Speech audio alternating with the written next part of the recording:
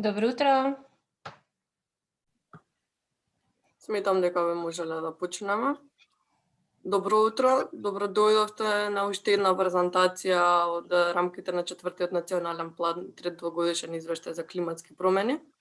Овој пат ќе зборуваме за резултатите од проценката на потенцијалот за зелено ладење, кое што го изработи компанијата Еко Лимитед.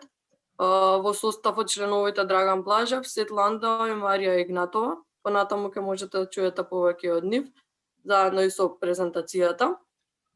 Пред да продолжиме со делот на презентирање на извештајот, би сакала само неколку технички работи да напоменам. Презентацијата сепак ќе биде на македонски јазик во поголемиот дел.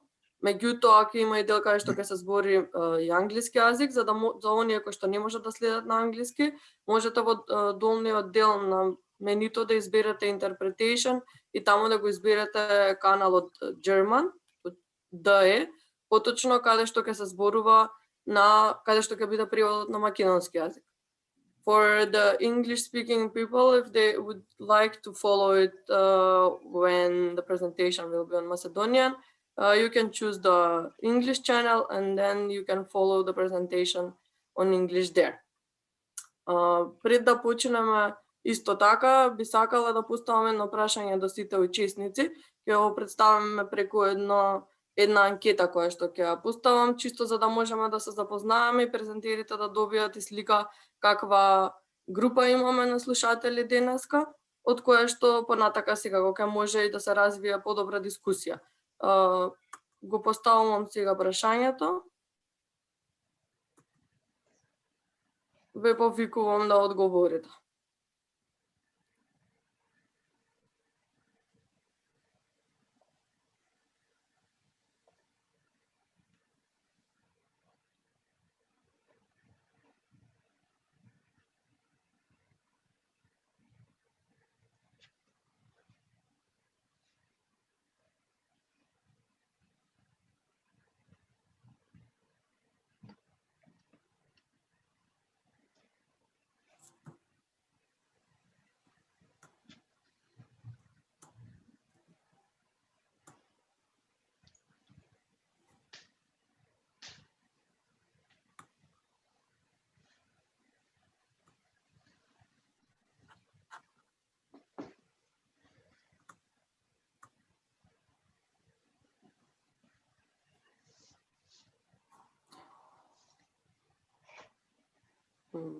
Поред имаме прилика веројатно половина од одговорите ги добивме.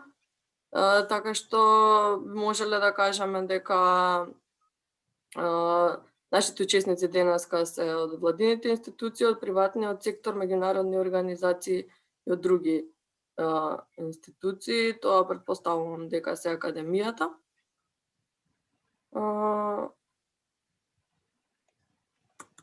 Сега ја повикувам Павлина Здравова од UNDP, проект менеджер на проектот, да каже неколку збора за самиот извештај. Повелете, Павлина.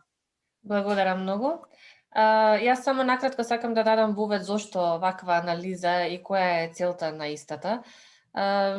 Започнавме со подготовка на четвртиот национален план за климатски промени. Во неговите рамки направивме сценарија за екстремни временски настани во нашата држава, кои што покажуваат дека се повеќе ќе имаме проблем со потопли денови, со топлотни бранови и слични работи кои што се поврзани со зголемување на температурата, а дека се помалку ќе имаме ладни денови, снег и слично. За таа цел некако сакавме да го разбудиме заспаниот џин, така да го наречам, бидејќи секторот на згради, градење и слично баш е тоа, затоа што 40% од потрошувачката на глобалната енергија поврзана со стакленички гасови е токму од секторот згради, односно од загревање и ладење на просториите, како и од градежниот сектор делумно. Со оглед на тоа дека ќе имаме се повеќе топли денови, енергијата која што ја трошиме за ладење на нашите домови, на канцелариите, на болниците, дури и на возилата, значи веќе секад имаме клими, ќе представува значителен дел од потрошувачката на енергија, а со самото тоа ќе биде ќе се зголемува незиниот удел во емисиите на стакленички гасови. За таа цел го иницииравме почетокот на изработката на оваа студија, таа даде многу интересни резултати. Јас нема да должам многу, ќе го повикам Драган сега да започне со презентирање на резултатите и може после да во дискусијата да се осврнеме на некои аспекти кои што навистина сметаме дека ќе бидат од интерес. Повели Драган. Благодарам, Павлина. Јас сум Драган Блажев, дел од тимот кој што работеше на оваа студија и сега, како што кажа Павлина, во нашата цел е да ги презентираме сега, да речем, пристапот и наодите од нашето истражување и да направиме анализа, како и некои, да речеме, да дадеме и препораки и мерки кои што би требало да се направат или може да се направат во наредниот период, со тоа да се зголеми потенцијалот на решенија за ладење кои предонесуваат кон намалување на климатските промени. Така да јас сега би во мојот пристап, односно мојот дел на презентацијата ќе се однесува на пристапот и методологијата на изработката на студијата, која што треба да ги определи потенцијалот како технички така и финансиски за воведување на така наречени енергетски ефикасни, односно зелени технологии за ладење и грејење каде што е возможно и потребно, и при тоа, а додека понатаму Сет Ландау ќе ги презентира резултатите од анализата и во третиот дел презентација ќе има и Марија Игнатова Ѓошева како правен експерт за креирање политики, во кој што ќе ги наведе и бариерите и препораките за промоција на зеленото владење во нашата земја. И на крајот ќе имаме дискусија и прашања со одговори во однос на ова што ќе биде презентирано сега. Така да јас сега би одел на следниот слайд, да, тоа е проценката на потенцијалот за решение, тоа го правиме со цел, нели, како што реков, за да може да се оценат кои се сегашното, да речеме, основно сценарио за употребата на ладени технологии во земјата и што треба да се направи понатаму во наредниот период за да за да зеленото сценарио кое што го очекуваме да се спроведе биде успешно. Во рамките на Европската унија, како што верувам дека поголем дел од слушателите знаат, има некои чекори кои што се важни за да и кои што го поддржуваат овој начин на поведување на зелени технологии за конкретно збориме за ладилни технологии. Тоа е почетокот, значи има 3 дела, јас се осврнувам се чекор по чекор во однос на што влие во однесување на, односно на воведување и пенетрација на производи на пазарот во однос на зголемување на енергетската ефикасност. Првиот дел се однесува на екодизајн и тоа е дизајн кога како што може да видите кривата, тоа е начинот на кој што бројот на производи се зголемува, а тој екодизајн се однесува на дизајнирање на самите производи кои што треба да задоволат некои минимални технички карактеристики кои се дадени со регулативата на Европската унија, како и кои се однесуваат на намалување на потрошувачката енергија и заштита на животната средина. Тој екодизајн, да речам, во нашата земја е воведен со уредбата на екодизајн од 2011 година, кој што и ден денес се користи. Меѓутоа, со носење на новиот закон за енергетска ефикасност од пред година дена, во февруари 2020 година е донесен, односно е веќе во сила, се подготвува и нова уредба за екодизајн кој што треба да ги задоволи и најновите, да речем, регулативи на Европската унија. Овој дел првиот, каде што покажува и, да речем, оно што е забрането, тоа се однесува на оние технологии кои што не ги задоволуваат и технички минимум карактеристики, кои што, да речем, постојат на пазарот. Се додека не настанат, не се воведат новите технологии кои што тоа го прават, а тоа е возможно да се направи со вториот чекор, односно со енергетското означување. Во нашата земја, тогаш кога постои правилник за енергетско означување на производи, и тој од 2013 година, кој што се уште се користи, меѓутоа исто така ќе се направи нов правилник во рамките на новиот закон за енергетска ефикасност, кој што треба да ги задоволи и најновите барања на европската регулатива, и тој со воведување на тие лабели или означување на ознаки на користење на производите кои што се потрошувачи на енергија, тие допринесуваат практично бројот на производи како што гледате и да се зголеми. И третиот дел се однесува на кои што допринесуваат за зголемување на значи на пенетрација на тие производи, се секако оние набавки кои што се прават за производи кои што ги задоволуваат тие карактеристики и постоење на друг вид на означување.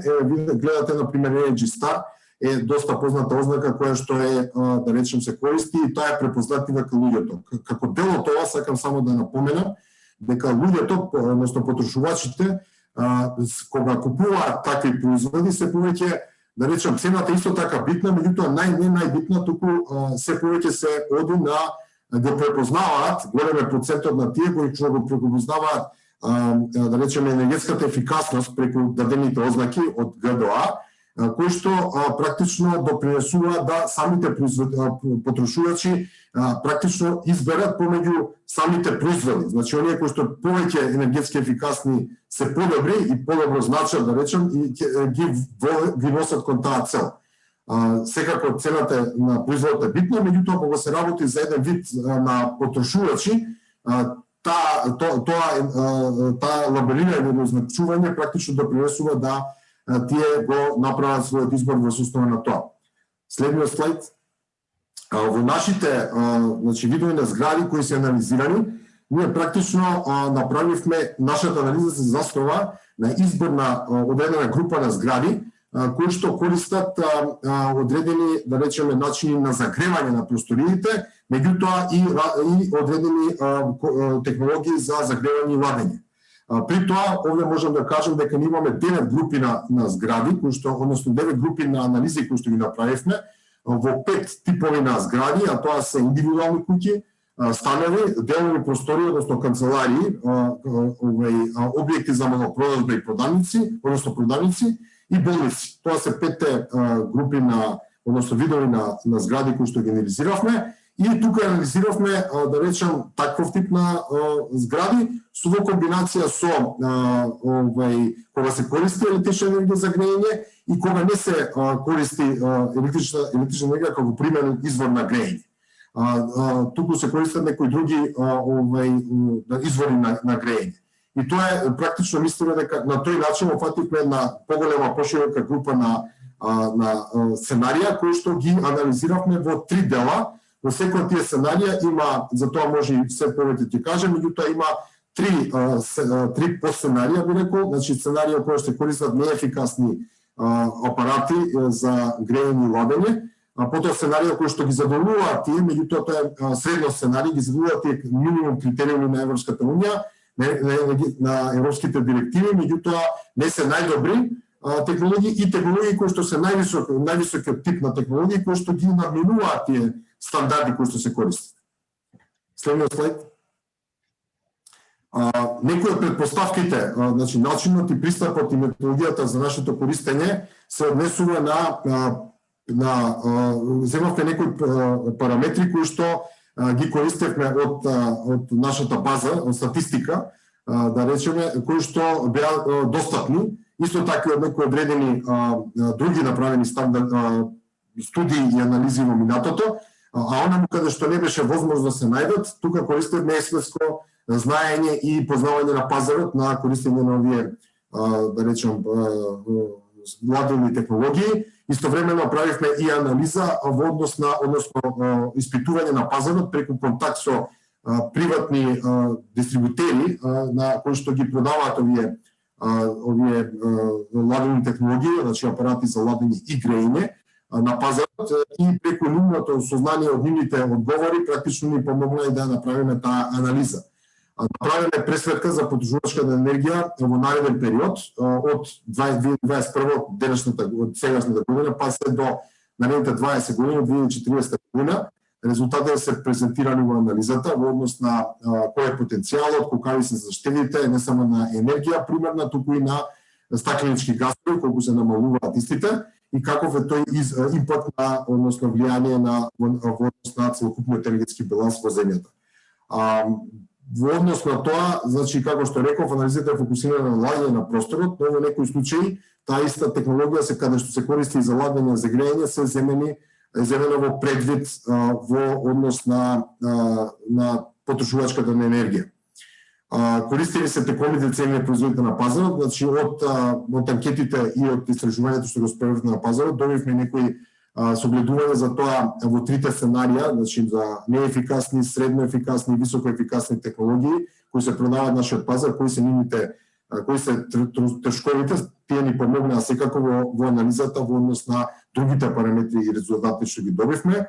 Во нашата анализа не е земено во предвид зголемување на бројот на популација, значи земени се податоците од статистика, меѓутоа не земено и предвид дека таа популација можеби во иднина ќе се зголемува и растот на цената електрична енергија земена дека е на процената дека е на 2% годишно раст на електрична енергија. Ова е земена електрична енергија бидејќи кај нас ладивните технологии практично користат само и единствено електрична енергија во сегашно време. Така да, ова се некои предпоставки и некои основи за тоа што е користено за нашата анализа. Сега ќе го предам зборот, да го дадам на Сет Ланд, тим лидерот, кој што ќе ги представи резултатите од самата анализа која што направи. Сет, повели. Hvala, Dragane.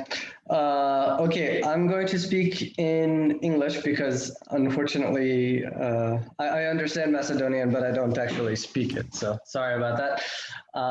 So I'll give you a moment to go to the translate function to the German channel if need be. Thank you for describing the methodology. I'm going to talk about now the results. I think that there are two graphs here that I'll show that I think show essentially the main story here.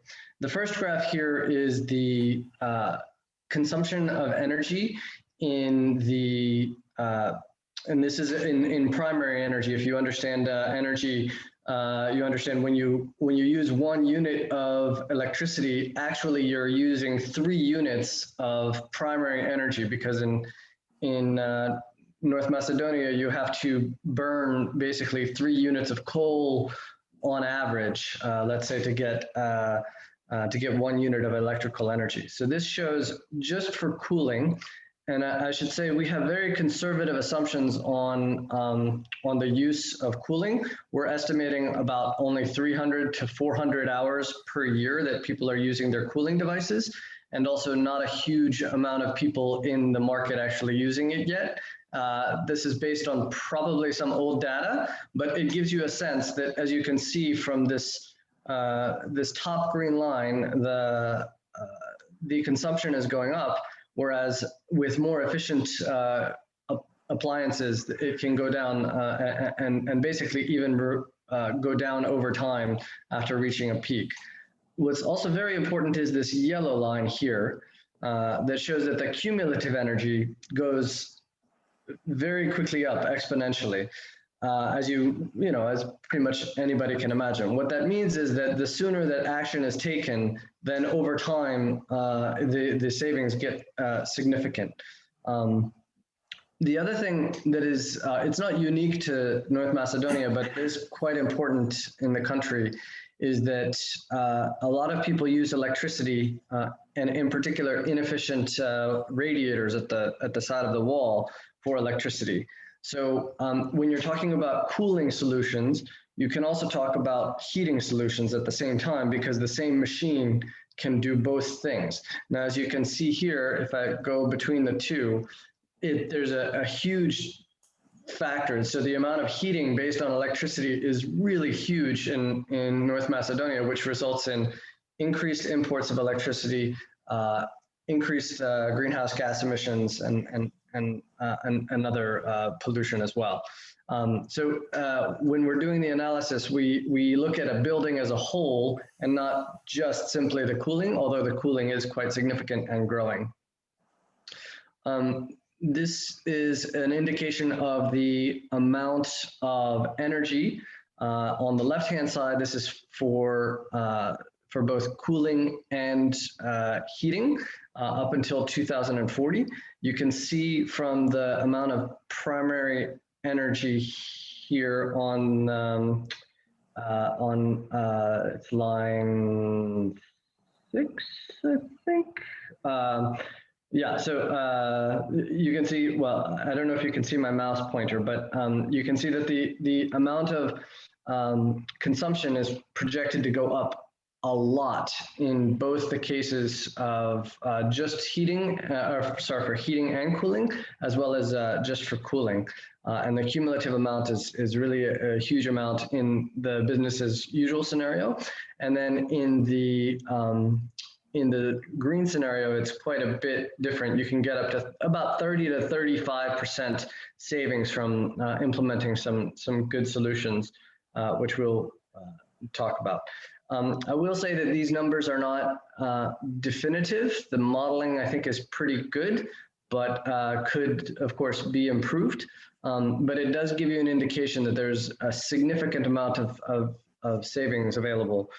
You will, if you compare this, actually, these savings represent, if I remember correctly, something like the 40 to 50% of the NDC target could be met through dealing with both heating and cooling.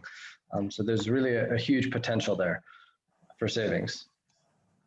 So as far as conclusions go, the consumption, as you can, well, you can read it yourself, but the consumption is estimated to be going up to about a little less than 3 times the current level of consumption in the next 20 years for cooling. So that's, I mean, it's really quite an important aspect of the energy mix. What's also important here is that a lot of this cooling happens in peak electricity times, which means you actually have to import the electricity for it. So what does it say? And then, yeah, there's it has quite a big impact on greenhouse gas emissions, and in particular when you add in heating as well, it really has quite a bit of impact onto the country, because there aren't so many people that are using district heating. There are a lot of people that are using solid fuels or kerosene, but then we project that many of those people will actually switch to electric heating and cooling. And so it's important to get the policy right to make sure that it doesn't go down the wrong track. So that's where policy comes in. If it is easier for you to do the presentation in English while you speak, please change the presentation in English. Well, I'm basically done. So yeah. So yes, I will then, I think, hand it over to Maria, who will discuss the policy aspects and the market aspects of these issues. So. Okay. Hvala Сет. Значи, јас ќе зборувам за делот од овој документ кој што се однесува на преглед на политиките, односно policy paper-от. Ако да се представам, моето име е Марија Игнатова Ѓушева. Јас заедно со тимот работев на изработка на овој документ, особено значи на делот кој што се однесува на policy paper, изработка на policy paper. Во однос на пред се прво би сакала да се заблагодарам и на UNDP за организацијата на оваа работилница, меѓутоа и на вас за вашето присуство. И особено интересно е тоа што станува збор за истражување, за студија која што го опфаќа ладењето конкретно. Мислам дека вакви студии до сега, вакви ладењето до сега не било ставано во фокусот. односно кај нас најчесто во фокусот го ставаме грејењето од причина што нели свисни сме дека во текот на грејната сезона се зголемува многу аерозагадувањето, па од тие причини и повеќе се фокусираме кон тоа. Меѓутоа од она што беше еве и до сега презентирано, можеме да заклучиме дека потребата од ладење се повеќе ќе се зголемува, значи како што и Павлина кажа на почетокот со зголемувањето на температурите, ние се повеќе ќе имаме потреба од ладење, а од друга страна потенцијалот за заштеда доколку нели се направат одредени интервенции, односно се применат решенија за ладење кои што придонесуваат кон намалување на климатските промени, мислам тука навистина можеме да имаме голем потенцијал. Sid, can you please move to the next slide? I hope so. There we go. Okay, thanks. Нема многу да се задржувам, ќе се обидам да бидам кратка во презентацијата. Структурата на овој документ Policy Paper е на тој начин што прво правиме преглед на правната рамка, онаа која што е применлива и онаа која што се планира да се донесе во иднина, анализа на структурата на пазарот и субјекти кои што се вклучени практички во имплементација на таа правна рамка. Понатака постојни програми и мерки за директна или индиректна поддршка на зелено ладење. Во принцип мерките за поддршка се дизајнирани индиректно практички се однесуваат на ладењето, бариерите кои што постојат и препораките се на крајот на кои што ќе се обидам малку повеќе да обрнам внимание.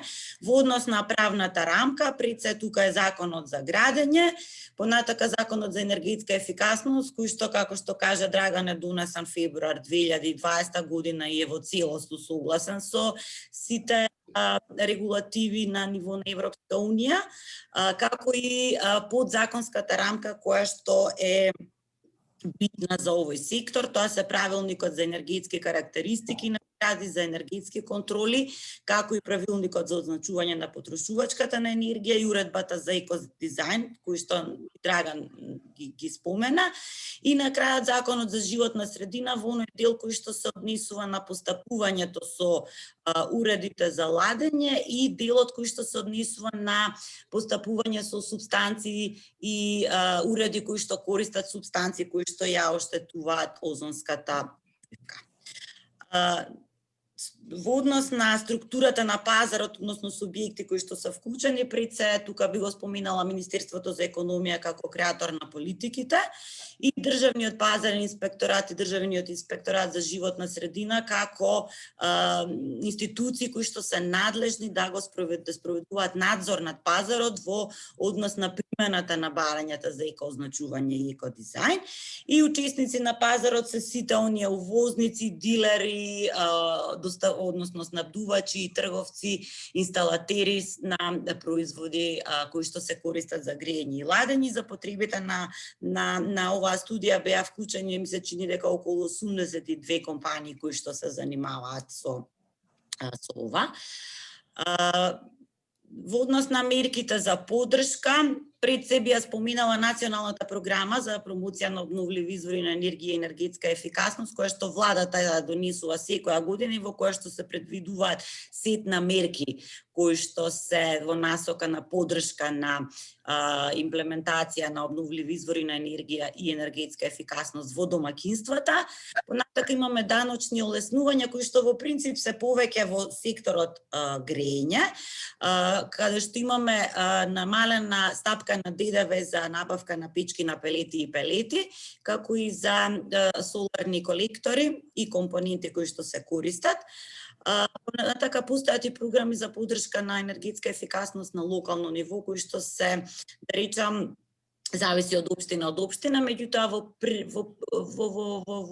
фактички најголем дел од поддршката која што се обезбедува на локално ниво во оваа смисла е набавка на овие ефикасни топлотни пумпи, значи инвертерите, во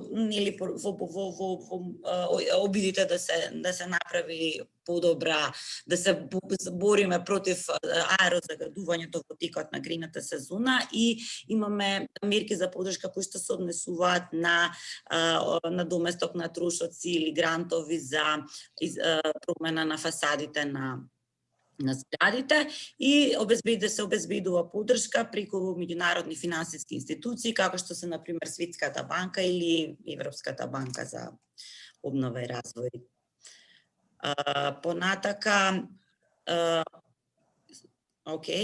значи, идентификуваните бариери за имплементација на програми за зелено ладење, пред се тоа недоволно развиена регулаторна рамка за ефикасни уреди, недоволно развиен капацитет за спроведување на енергетското означување на производите, понатака подготвеност, односно недоволна подготвеност или недоволна можност на потрошувачите да набавуваат ефикасни производи, скапото финансирање, недоволно развиената јавна свест во оваа смисла, понатака релативно ниските цени на енергенсите, недоволното спроведување на правната рамка, немањето на доволна мотивација кај потрошувачите да набавуваат ефикасни уреди и постоењето на сив пазар.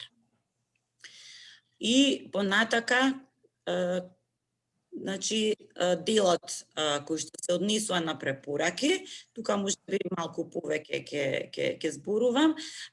Првата препорака е за окружување на подзаконската рамка за енергетско означување и екодизајн, иако како што и Драган спомена, веќе имаме ние во моментов постојан правилник за енергетско означување и уредба за екодизајн.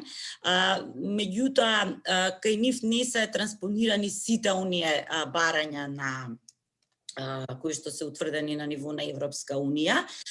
Може би кај правилникот за екоозначување сме, да речам, доволно поприлично усогласени, меѓутоа во однос на екодизајнот ситуацијата не е баш таква, односно во постојната уредба која што е од 2011 година не се транспонирани сите барања за екодизајн на производите, вклучително и на производите за грејење и ладење. Така што во соглед на тоа дека во моментот се работи на донесување на изработка на нова подзаконска рамка во која што ќе бидат вклучени сите овие барања, на тој начин самото заокружување, односно усвојување на оваа подзаконска рамка ќе обезбеди да на пазарот се пласираат, односно се нудат само производи кои што се енергетски ефикасни, а полека да се елиминираат, односно да се потиснат оние производи кои што не се ефикасни. Инаку искуствата од Европска Унија покажуваат дека преку примена на регулативата за енергетско означување и екодизајн има голем потенцијал во намалување на потрошувачката на енергија.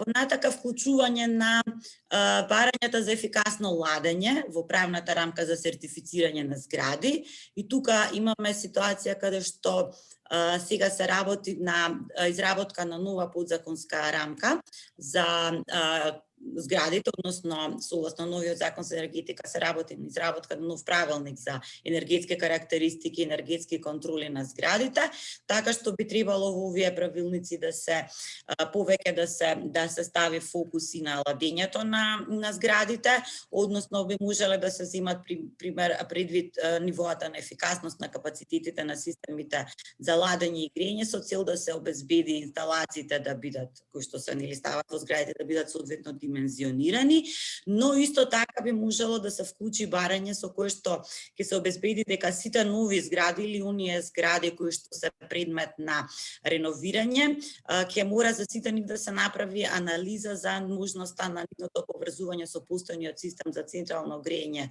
или пак за воведување на високо ефикасни системи за грејење и ладење.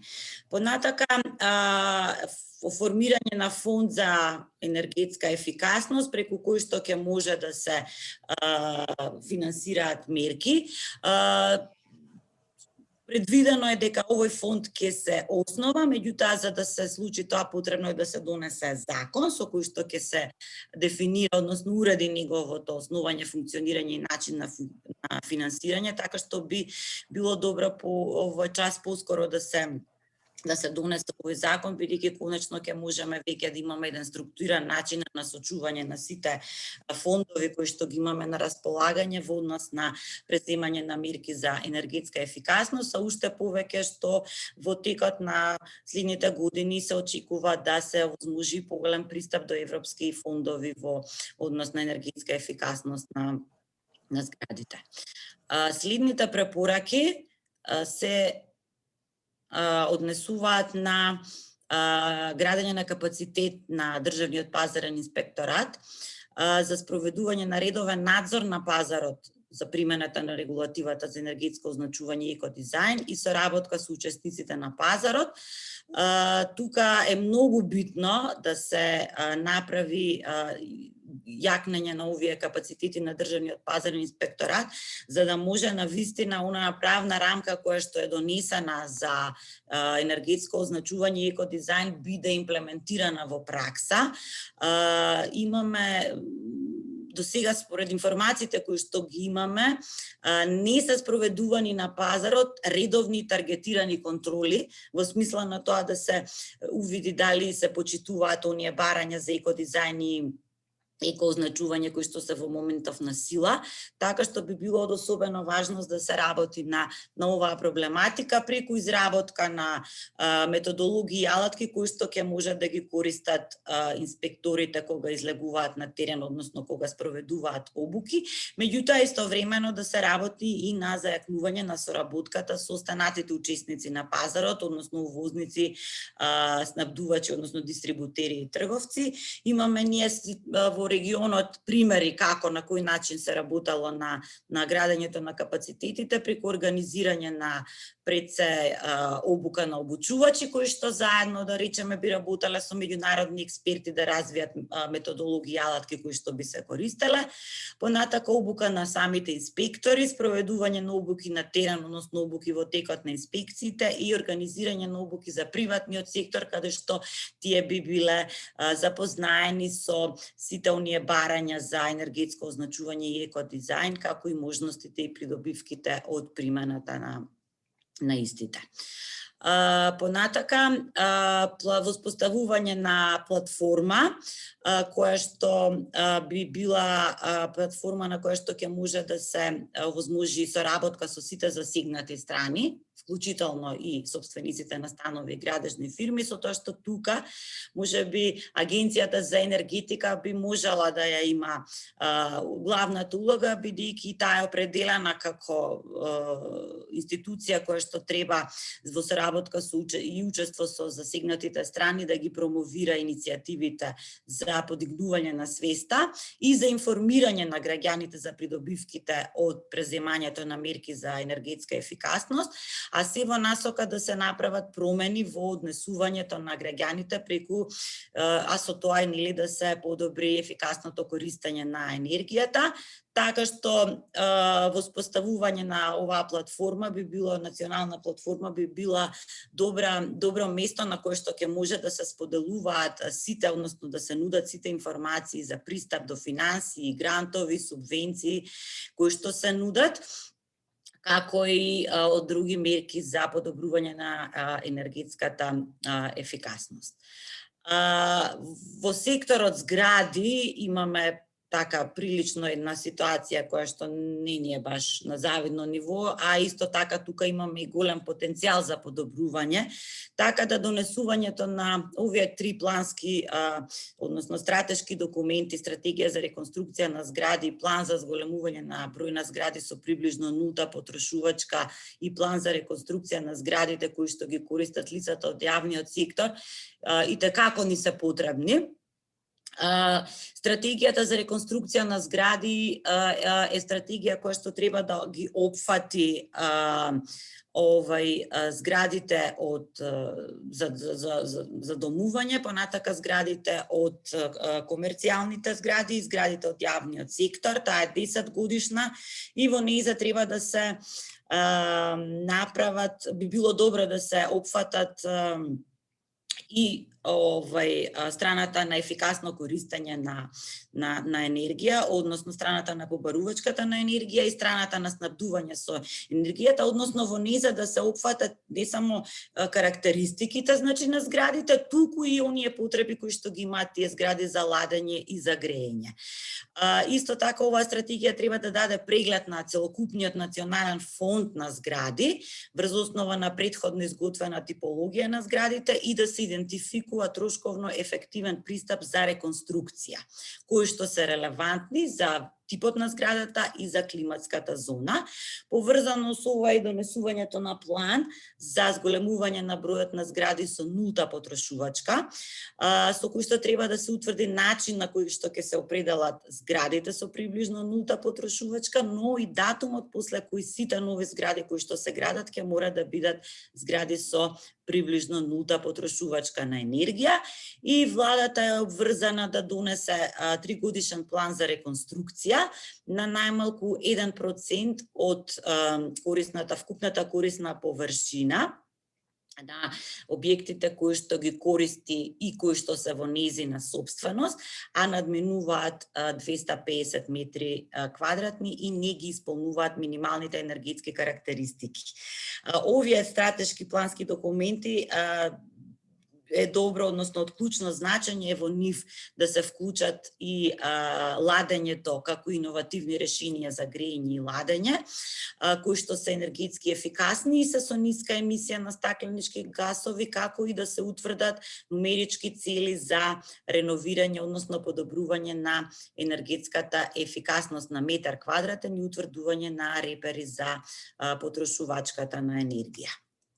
Понатака, енергетската ефикасност кај јавните набавки, односно зголемување, односно вклучувањето на критериумот најниска прифатлива класа на енергетска ефикасност за производи кои што користат енергија, тоа е веќе овозможено, меѓутоа примената со законот за енергетска ефикасност, но примената се уште не е започната, треба да се донесе правилник за енергетска ефикасност. Сега тука имаме ограничувачки моменти, односно овој критериум се користи само кај јавните набавки чија што вредност надминува 70.000 евра во динарска противвредност и се однесува само на јавните лица, односно органите на државна власт на централно ниво, а не задолжително за оние кои што се на локално ниво. Така што, еве да почне примената, па можеби не би било лошо да се размисли за спуштањето на прагот за вредноста на јавната набавка, а и зголемување на примена на оваа обврска и на локалната власт. Исто така, обврзани се државните органи, се обврзани да набавуваат, односно да користат кога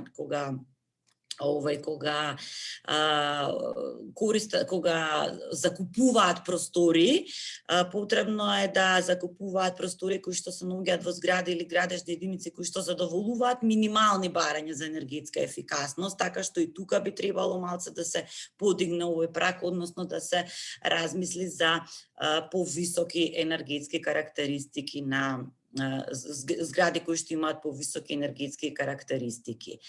Иако имаме постојни програми за поддршка на мерки за енергетска ефикасност, сепак би требало малце повеќе да се работи на проширувањето на оваа програма, не само во однос на нејзиниот буџет, туку и во однос на тоа дека да се прошират и можностите кои што се даваат за поддршка. Тука би го споменала и креирањето на холистички пристап со кој што ќе се овозможи да се поддржуваат одржливи згради, односно би се вклучило реновирање или изградба на нови згради кои што исполнуваат одредени енергетски карактеристики од аспект, да речеме, на обвивката на зградите, меѓутоа да се вклучат тука и барања за системите за снабдување со енергија, како на пример поврзување со системот за централно греење или пак користење на топлотни пумпи кои што може да се користат за греење и за ладење. Овие видови на поддршка во моментот постојат меѓутоа засебно, одвоено, но доколку би се интегрирале во еден пристап, може да се насочат кон концептот на згради со приближно нулта потрошувачка на енергија и на тој начин би можело да се обезбеди пристап до ЕУ или други фондови кои што го поддржуваат овој концепт, а истиот овој пристап би можел да се примени и на локално ниво. Понатака, вклучувањето на енергетските компании во поддршката на енергетска ефикасност за ладење, имаме ние еден позитивен пример на ЕСМ кога во минатата година бе одвоени, ми се чини, 10 милиони евра за набавка на инвертори во 5 градови каде што има висока концентрација на аерозагадување, значи за замена на печки кои што се неефикасни со високо ефикасни топлотни пумпи, така што овој пример како позитивен пример би можел да се прошири, односно да се поттикнат операторите на системите за дистрибуција да поддржуваат мерки за енергетска ефикасност и оваа би можела активност да се доразработи преку воведувањето на обврзувачката шема за енергетска ефикасност која што е предвидена веќе согласно директивата за енергетска ефикасност, така што треба да се донесе посебна уредба во која што ќе биде оваа обврзувачка шема уредена и во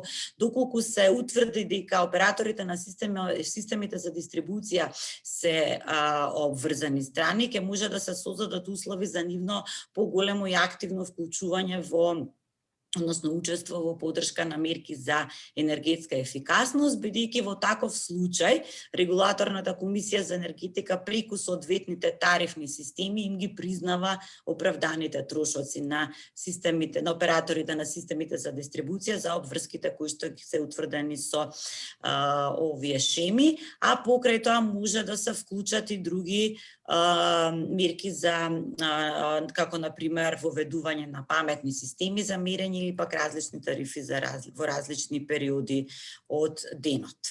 Марија, извини, ќе те замолам ако може да забрзаме, пошто веќе стана 10 до 10. Готово, еве уште на крајот сум, се извинувам. И на крајот, значи, имаме уште воведување на механизми за мерење, известување и верификација за спроведените мерки, со тоа што на тој начин не само што ќе го измериме ефектот нели на секоја мерка, туку ќе можеме и да правиме планови, односно да се дизајнираат дополнително нови мерки. И на крајот уште 3 препораки кои што би ги споменала. Значи тоа е да не се фокусот да не биде само обезбеден на енергетската ефикасност во ладењето. Се извинувам, Seth, can you move to the next slide, please? Okay. Значи, туку да се оди и односно да се води сметка и да се обезбеди можност за примена на мерки за енергетска ефикасност кај лицата, односно семејствата кои што се со ниски примања преку поттикнување на ефикасноста и можноста за намалување на нивните сметки за енергија. Зголемувањето на зелените простори, односно урбани шуми и природна вентилација не би зборувала зошто е тоа значајно. Меѓутоа, еве, ние имаме и правна рамка која што тоа го поттикнува, така што со самата примена на таа правна рамка би можело да се постигне голем ефект. И на крајот, вклучувањето на фондот за иновации и технолошки развој преку јавни повици и проекти за зелено ладење, кои што по примерот на оние проекти кои што беа спроведувани за справување преку со климатските промени преку овој механизам, на тој начин би можеле да се организираат јавни повици за предизвици за финансирање на иновативни проекти за воведување на зелено ладење. И на крајот, преземањето на мерките треба да биде многу скоро, со оглед на зголеменото очекување на потребата од ладење. Колку поскоро се преземат овие мерки, толку ќе се постигнат поголеми финансиски и енергетски заштеди и ќе се намалат стакленичките гасови. Кога поставуваме системи за ладење и грејење во зградите, тие остануваат најмалку една деценија во таму, а за пред да се заменат, па за зградите кога се градат, нивното реновирање уште е подолго, така што е многу битно да на почетокот кога се воспоставуваат системите или кога се градат зградите се води сметка за нивната ефикасност. Ви благодарам, се извинувам што можеби бев малку подолга. Благодариме, Марија. Многу убав осврт кон сите регулативи и планови кои што може да се применат. Накратко консумирано тоа што треба и најмногу да се знае. Сега ја ги повикувам учесниците кои што би биле заинтересирани да искоментираат нешто или би сакале да отворат дискусија, слободно тоа да го направат. Во четбоксот гледам дека Елена Николовска има предлог за примерот за Јапонија, како они рационално го имаат решено тоа да преку надпревари можат луѓето да се повеќе инспирираат и мотивираат да користат енергетски ефикасни уреди или да ги прават своите објекти повеќе енергетски ефикасни. Елена, дали би сакала да го кажеш, доколку би сакала тоа да го кажеш и лично? Ќе те повикам, а сите останати што исто така имате коментар, слободно само уклучете ги вашите микрофони и можете да искоментирате.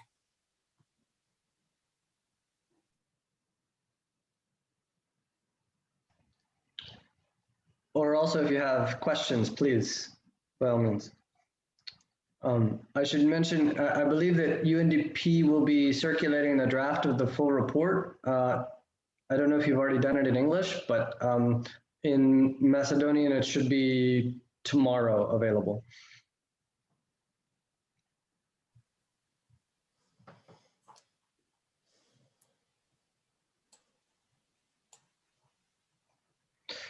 I might also mention, I think it's worth mentioning, we at ECO, we've been doing a lot of work with the authorities in Montenegro on this work related to eco-design and energy labeling. And they've had some really successful examples of working with businesses to figure out what are the, to make sure that the products on the market are efficient and will save the consumers money. Because at the end of the day, the initial costs for these kinds of more effective and more efficient machines and appliances and measures, they cost a bit more at the beginning, but they usually pay back within 3 or 4 years, something like that, which is, I think, quite good for consumers. And so we've had a good bit of success in Montenegro, and we're about to start some similar work in Bosnia-Herzegovina. And yeah, so it's, I think, quite a relevant topic already in the region and as well in Macedonia.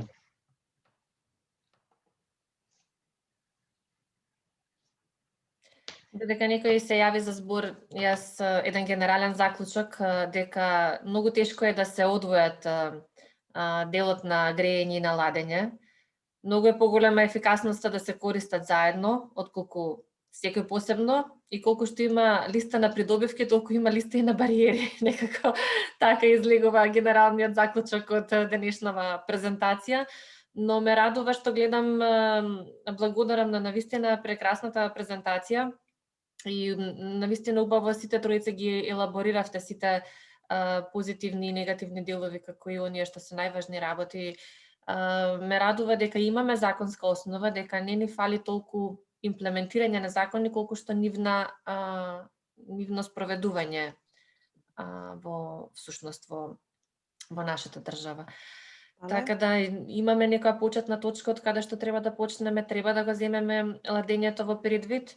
Јас гледам дека и Емилија Ќупева беше, не знам дали може да зборува, во извештајот кој што го подготвија ЕКО,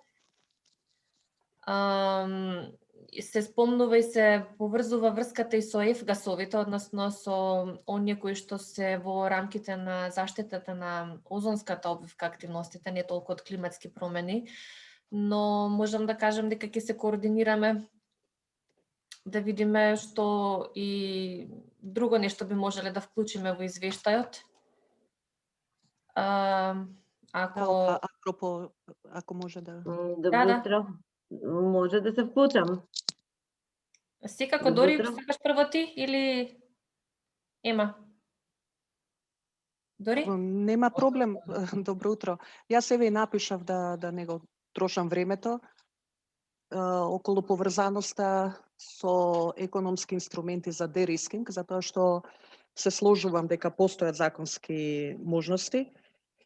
Меѓутоа, она што сите сме сведоци е дека не се искористуваат доволно, а не се искористуваат од две причини. Прво, затоа што нема, можеби, доволно кампања, ајде тоа да го наречам, и свест за одржлива потрошувачка во овој момент, а од друга страна и нема доволно стимулативни економски пакети кои што би ја поттикнувале таа потрошувачка. Па дали може да се побара да се направи дополнување со тој тип на препораки или анализи кои што би можеби биле вградени дополнително и во извештајот за дерискинг. Ова и само да дополнам, и Законот за животна средина има правни основи, значи делот за еко-лейбл. Имаме два критериуми развиени, немаат врска со овој момент, меѓутоа посредно има, затоа што критериумот за хотелско сместување посредно вклучува и одит и на вакви системи. Ама сметам дека е потребно акција и од страна на зголемување на свеста, работа со коморите, и од втора страна поттикнувачки инструменти. Благодарам. So, thank you for the question. I think there are any number of ways to stimulate the market and de-risk. Well, I think there's two issues here. One is de-risking the market, and right now in North Macedonia, I believe the interest rate on a loan, for example, for home improvement is around 6 to 8, 9% for a euro-denominated loan, if I'm not mistaken, which is it's fairly high if you don't have the upfront cash. There are a number of ways that could be really classified as de-risking, starting a guarantee fund, for example, which would cover the risk costs of such things, or figuring out ways of dealing with currency risk and whatnot to decrease that rate to, for example, I mean, I'm living in Belgium at the moment. My interest rate is 1%. It's really so low. So borrowing money is very, very cheap. So there are many innovative and interesting ways to do it. Another way, and frankly, at the EU is, I can't remember the numbers, but the EU is really looking to do this renovation wave across the EU and also including the Western Balkans. And so there is actually a lot of non-reimbursable or grant money that could be channeled through both existing and new national instruments to go to the population. And Dragan might want to talk a little bit about the experience with the Western Balkans Energy Efficiency Fund that he's been working on. And that can cover, especially if it's targeted towards kind of poorer households that can't afford the additional costs. It can really have a big impact on energy poverty and on the energy consumption in general. I love to talk.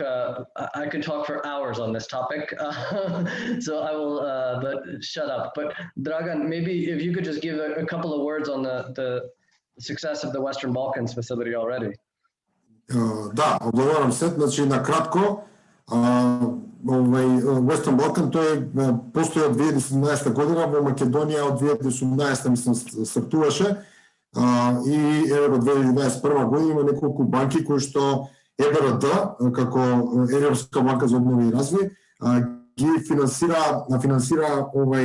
реновирање на, да речем, овладување на енергетски ефикасни технологии, реновирање на згради, на објекти, на куќи со цел да се зголеми, се воведат тие, да речем, стандарди кај нас, меѓутоа се допринесе и со намалување на потрошувачка енергија и намалување на стакленички гасови.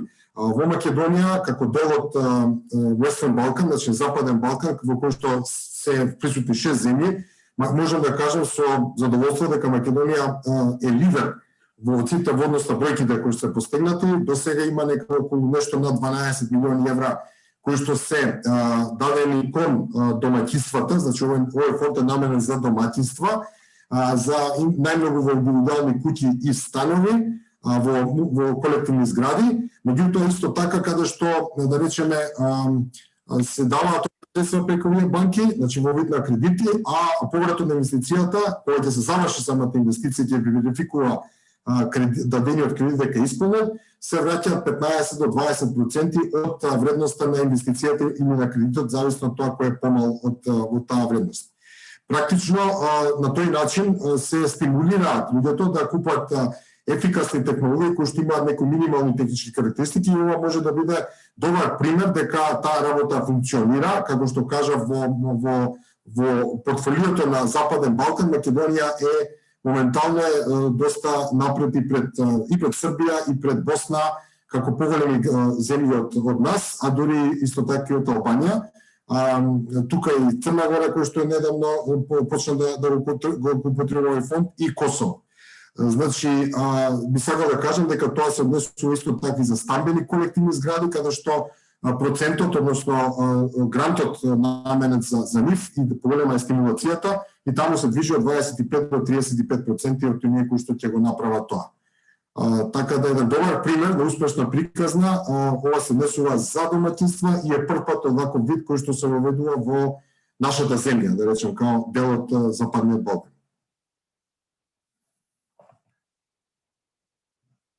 Благодарам, Ема. Уште си тука?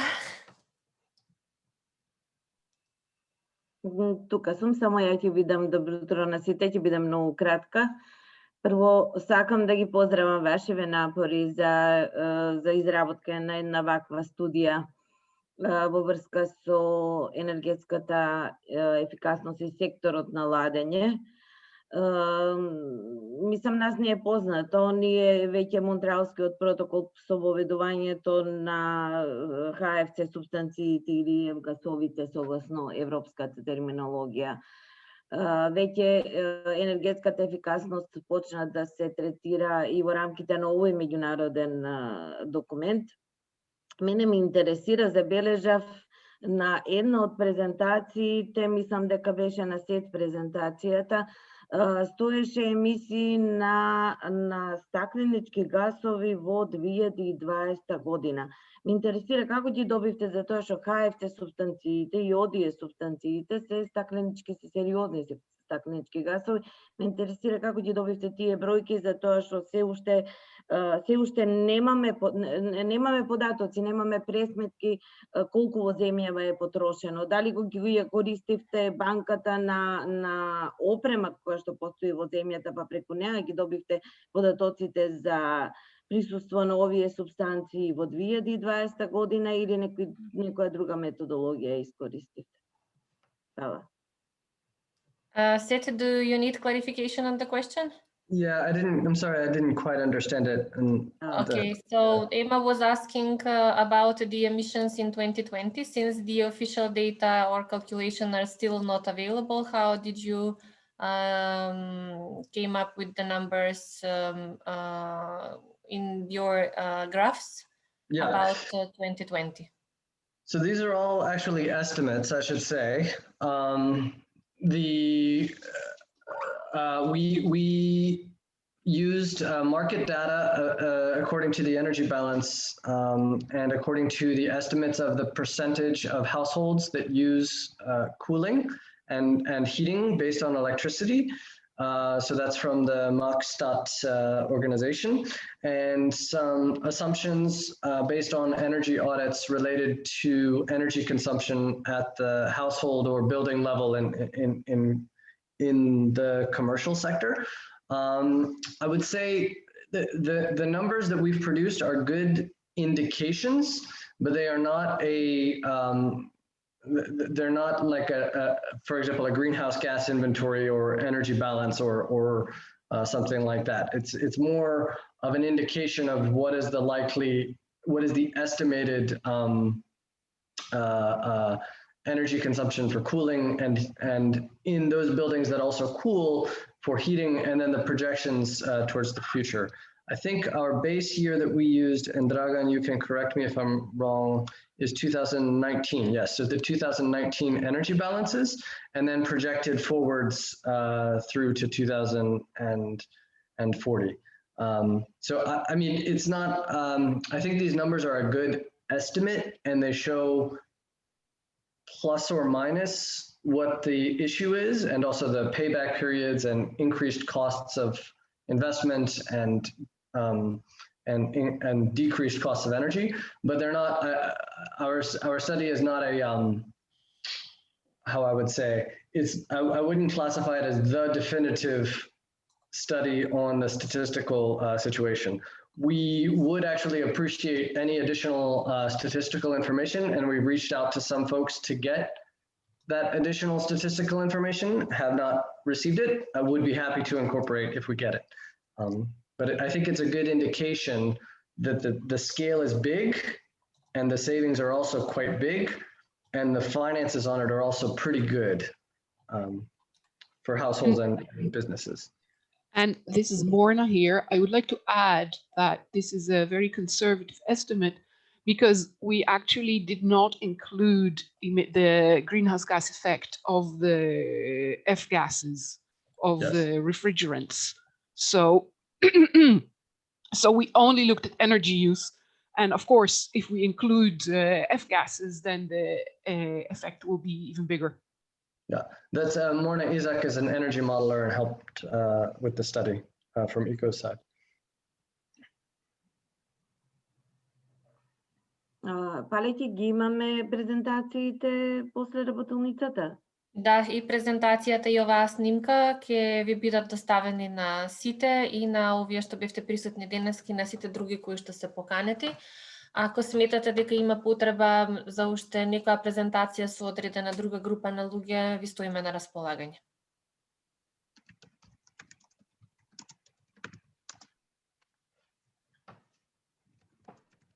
Дали има уште некои прашања, коментари?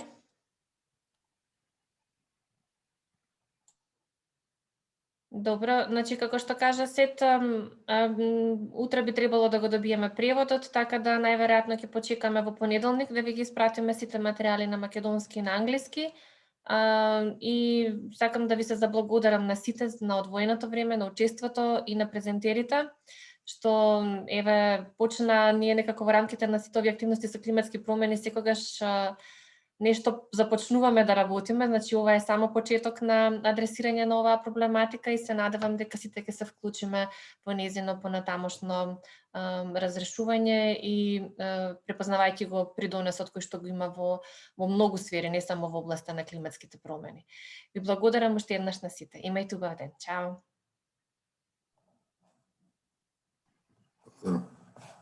Thank you. Bye. Пријатно, чао. Пријатно, чао.